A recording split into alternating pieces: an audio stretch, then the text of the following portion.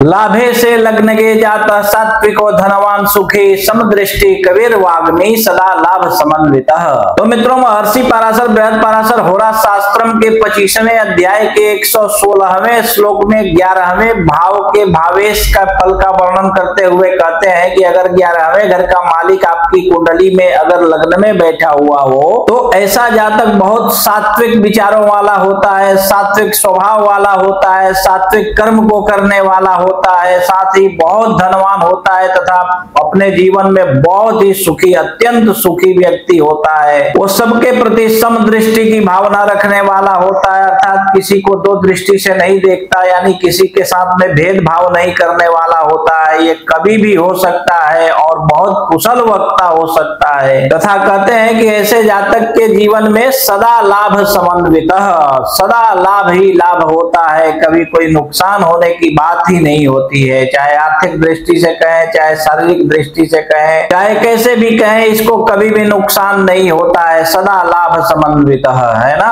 तो इसी प्रकार आप भी अपनी कुंडली देखिए और अपने बारे में स्वयं समझ लीजिए, और यदि इसके बाद भी आपको आपकी कुंडली समझ में न आवे तो आप अपनी कुंडली किसी कुशल श्रेष्ठ अनुभवी विद्वान ज्योतिषी को दिखा सकते हैं, और कोई श्रेष्ठ ज्योतिषी आपको आपके आजू बाजू में न मिले तो आप अपनी कुंडली हमें दिखा सकते हैं। आप देश विदेश कहीं भी रहते हो, फोन कीजिए, फोन पर ही हम आपकी कुंडली देखकर एक एक बात विस्तार पूर्वक समझाकर बतला देंगे, ठीक है।